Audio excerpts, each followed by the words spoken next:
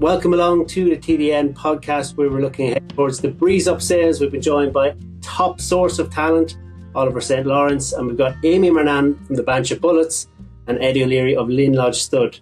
Oliver, if I could just start with you and look ahead towards the Breeze Up sales and just get some insights into how you have sourced some top-notch talent like the likes of Elder, Alderov and more.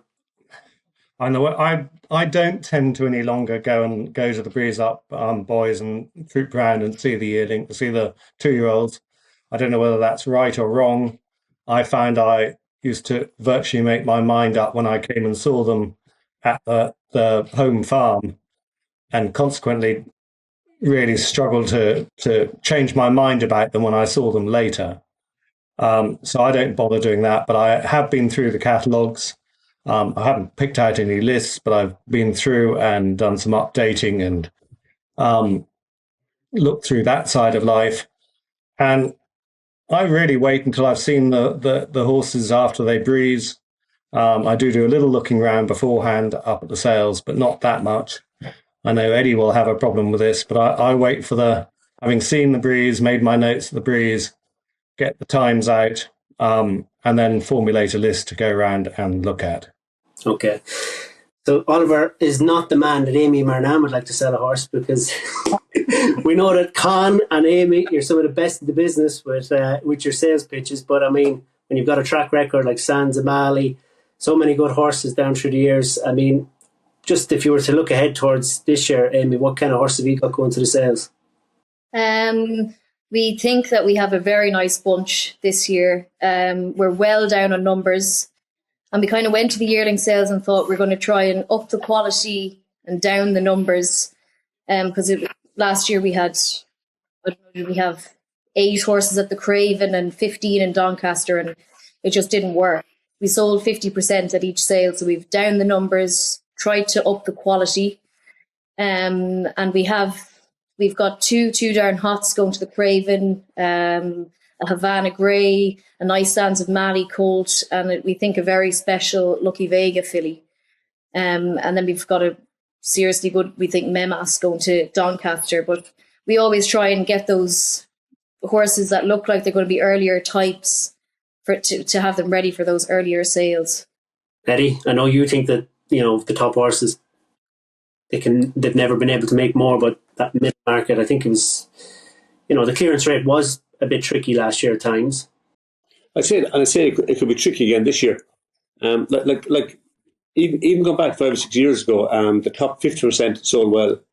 Then it was the top 25%. Now it's probably the top 10%, if even that. And the rest then are in the lap of the gods. But you get more and more if you hit all the metrics, you'll get more and more for those top horses. But unfortunately, they have to look after a lot of other horses. What were your early thoughts looking at the catalogues? We've got Donny, we've got the Craven and Arcana. Those 3 catalogues have been published. What were your early thoughts, Eddie? I would think the Craven seems to be a very, very strong sale, with an awful lot of horse that qualify for Saudi and Dubai in it, and a lot of dirt horse in it. And the Arcana sale looks kind of a wow. It always is, though. And Donny looks good. That should get hard back in Doncaster sale.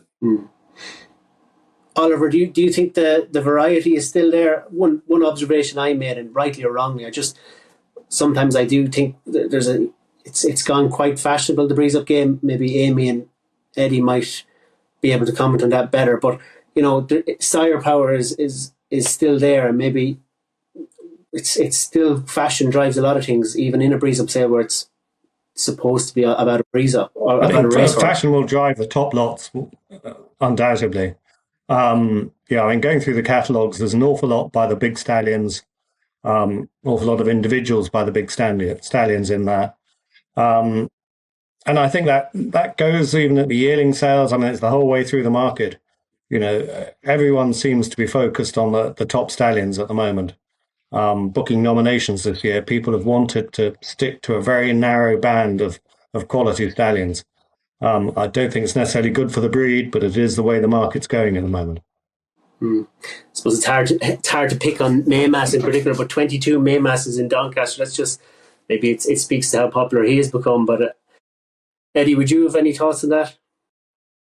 Maymas, listen, he's obviously a terrific sire. But when you go into Mimas, he has to clock. Like, he has to clock, because like they're Royal Ascot 2-year-olds and they should clock. So like, if you have a Mimas that just doesn't work out, it's going to be hard to sell him. When there's 21 other ones there as well. Oliver, I think I remember seeing you on the catalogue or the promotional pamphlet that Goffs sent out for their new sale. I mean, the landscape has slightly changed. It's going to be the first time we've got 2 sales in Ireland. I mean, you as a buyer, I mean, how do you think that would go down this year? If I'm honest, I don't really know, but there's always a case for some of those late maturing horses and horses that have missed sales for whatever reasons. I think it will go depending on what orders people have left. That is, if the market ends up being very thin, it will go very badly. But if the market's strong, there'll be people who've been frozen out or have had a miss up with something they purchased, and there'll be people there for it. Eddie? Well, I'm hoping that with what happened in the yearling sales last year, after book 1, that a lot of trainers didn't get their yearling orders filled. Now, it's very hard to turn into a breeze up order, but I hope that helps the middle market somewhat in the breeze this year, because it's very important we can sell the horses below the top 10%, because like an awful lot of horses are missed. Like, I mean, you could flick an ear at the furlong pole, and that costs you 0.5 a second. Instead of in the top 10, you're 97th. But he's still a smart horse, and we need people to see beyond that and try and buy those horses too. Yeah, I mean, the Van Dieks of this world, they're brilliant. The Elder Alderovs. I mean, we need those flagship horses. But I would venture that those diamonds in the rough, they're just as important now as ever before. You that $5,000 Inns of Court horse and Shoda that ended up running the Breeders' Cup for Dave Loughnane. There was a couple of others. Yeah. I mean, this could be the year. Maybe I'm wishful thinking, but this could be the year that there could be a lot of value, Oliver, in the middle market. Yeah, I mean, there could be a lot of value in the middle market. There are plenty of horses out there. I see Doncaster, I think, have brought their sale back by about 30 lots. I think the Craven's about the same, and one of them's come back about 10 lots, but Donny's the biggest one. But there should be a good middle market. I think there are plenty of people out there. It's very hard finding homegrown people wanting to buy them in England. There aren't too many homegrown people. They're mostly overseas investors nowadays buying. And going back to Eddie's point about the flick of the ear and they go a different time, it is. I wouldn't say the whole of my, I definitely wouldn't say the whole of my attitude is about time, but yeah, you're expecting a Maymas to go do a decent time. Elder Alderov, I think, was 140th or something, but you just wouldn't have expected him to do a good time. I think you've got to match the whole thing up, and it is ground dependent. It's so many pieces of the jigsaw. I'm going to put Eddie and Amy on the spot.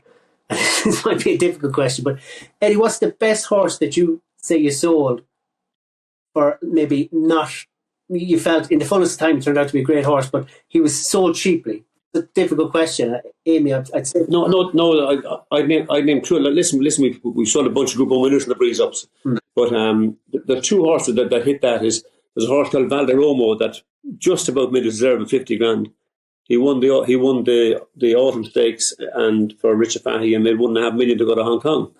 And he just about made his deserve 50 grand. We'd have a very smart horse called Donmont Triumphant, who just a little bit idle, and he'd have made nothing. But I told Nick Bradley, this isn't a bad horse. I promise you, this isn't a bad horse. So 40 grand, he took a chance, and he won a Group 1. And off the top of my head, I don't think Sanzamali was a huge price either, Amy, was he? No, Sanzamali was bought for 20, and Matt Coleman bought him at I think it was the last Ascot sale. That's the Ascot Breeze for Conson. He had a very nice penis. That was the horse. He was rocking. Panis. That was him. I think they gave 50 or 55 for him. And then we've had the likes of American Sonia cost 80. She was a very good filly for Mark Dobbin recently. even in the last 5 years, I'd say the game has changed an awful lot with regards preparing a horse. Eddie, would you say they have to be sharper and more ready, given how professional the game has become? They have to be a little bit sharper and more ready for it. But it's probably not a bad thing because, like in the recent, probably in the last 5 years, it's got a bit more snappy and professional. And unless you lie up, you're gone. So like you have to produce the horses. They have to be mentally very, very sound and fast and look fast. But like if you're not going to do that, you won't last. No, the only thing I would say is how can we stop? I've a little bugbear in that the live times that everyone is there at the sale watching the breeze, and they all have the phone on the live times. Everyone has it, right?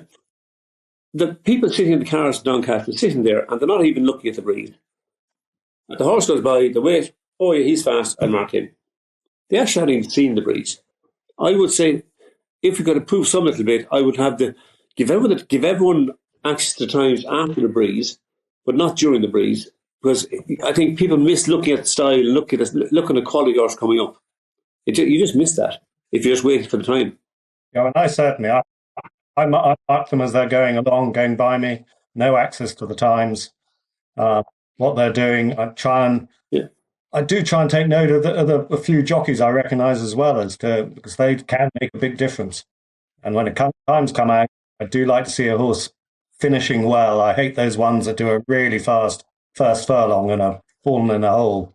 They can't even do 2 furlongs, That's interesting you mentioned the jockeys, Oliver. I mean, we hear of some agents would have their own kind of handicapping system for consigners, but would you even rate the different jockeys in the breeze? I'd love to say I was that clever to have rated the jockeys, but I'll definitely upgrade them for a number of jockeys. Okay.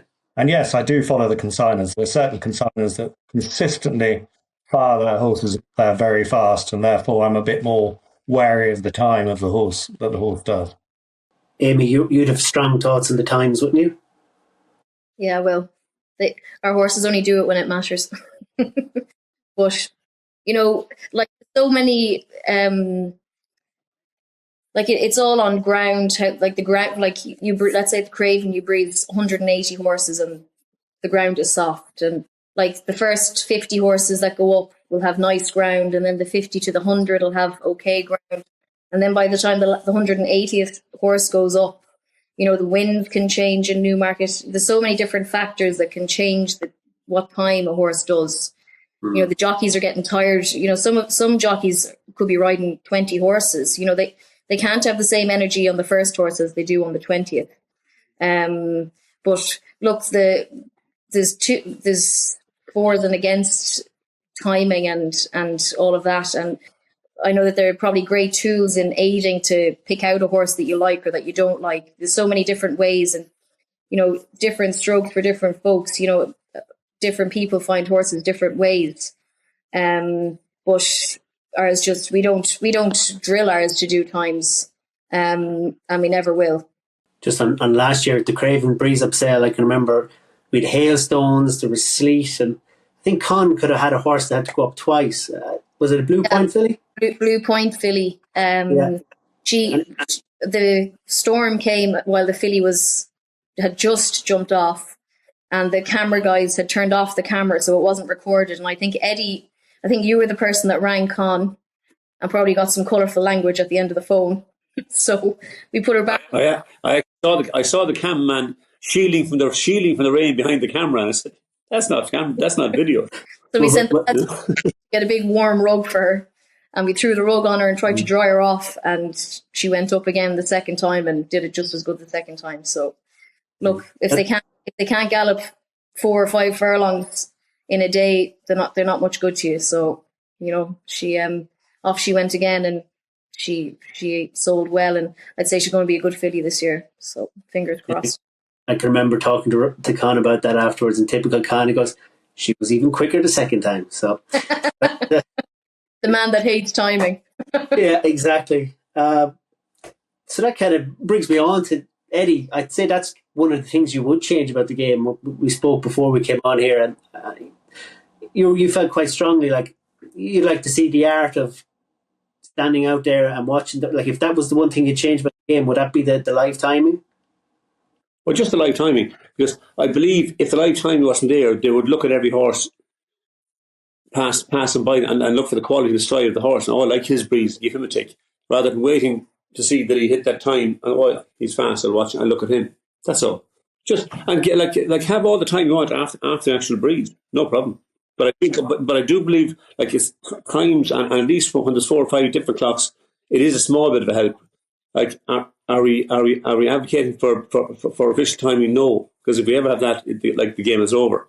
Like even America last week, like showed that clearance 50%. If you didn't break 10 seconds, you weren't even seen. Like Con had a long time ago, he had 2 horses in the old Doncaster, and one of them was in Newmarket, and they breezed, didn't do any times, and times weren't even that fashionable, but that's how slow they came up. Couldn't sell either of them. And between the 2 of them, brought them home, raced them ourselves. The 2 of them had won a Group 1 each. There's 3 Group 1s for colts in England, and Amadeus Wolf and Palace Episode, they had won the Middle Park and the Racing Post Trophy by the 22nd of October. Oliver, if you had a magic wand, what is it that you'd be changing about the whole breeze up game? I don't know. I don't know the answer to that. I'd love it to be all on a consistent surface and things, but that's I'd hate it all to be on the world weather. So, we're kind of stuck where we are. I totally get Eddie's point. You need to see the horse breeze and make your own mind up, and then do the times. That's what I try and do. Bar that particular rainstorm at the Craven last year, I've always stood outside and listened to their wind too. They go by you. That's a crucial point that those guys sitting in the cars don't hear at all. Amy, you have any thoughts? Probably try and bring in something to get the middle and lower market back up. Be it a bonus or some kind of race series or something to try and get there's no getting away from it. Foal sales, well, not so much the foal sales, but the yearling sales, the breeze up sales the last couple of years, the middle and lower markets, they're just on the floor. You bring a horse there, breezes mid-division, nobody really on it. There's no chance of you getting 30 or 40 grand for a horse. It's very difficult to get it. Whereas before, you would have brought those horses over, they would have breathed okay, and there would have been syndicates or punters or English trainers or whatever there to pick up the pieces, but they're just not there anymore. And if we could try and get something put into place to try and help boost the middle and lower market, I think it would make a huge difference on clearance rates, and it would help people. Like the costs are gone so high, the English prize money for racing is pathetic, and there's no real incentive for people. They're running around there for 3 grand to win a handicap.